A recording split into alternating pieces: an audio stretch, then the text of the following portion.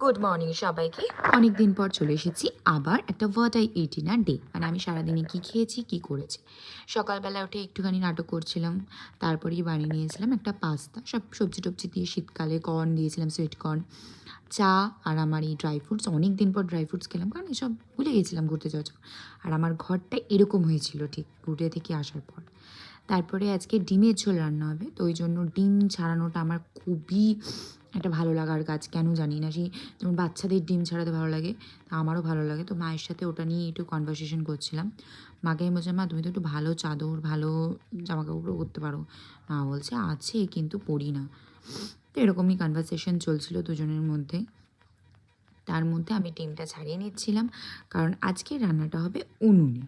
তো ওর জন্য সমস্ত কিছু প্রিপেয়ার করে নিয়ে গিয়ে ওইখানে বসবো।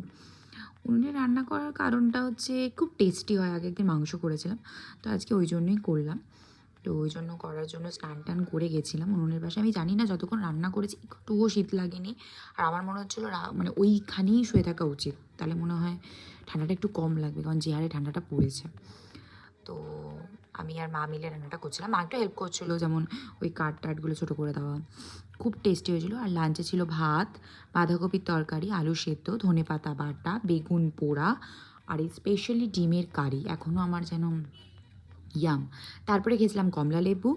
আর কমলা লেবুটা এটা কিন্তু শিলিগুড়ি থেকে আনা। তারপরে একটু নিজেকে দেখাচ্ছিলাম, এই যে স্নান করে মানে শ্যাম্পু করে আমার কিরকম বিধ্বস্ত অবস্থা, প্রচণ্ড ঠান্ডা লাগে যেদিন শ্যাম্পু করি। তারপরে খেয়ে নিয়েছিলাম কম্বলের ভেতরে বসে এই পাকা পেঁপে। এই পাকা পেঁপের বিশেষত্ব হচ্ছে এটা আমাদের গাছের পাকা পেঁপে, প্রচণ্ড মিষ্টি, প্রচণ্ড ভালো। তখন মানে খেয়ে চলে যায়, কি করা যাবে। আর সন্ধেবেলা খেয়েছিলাম 1 কাপ লাল চা। এরপরে আমি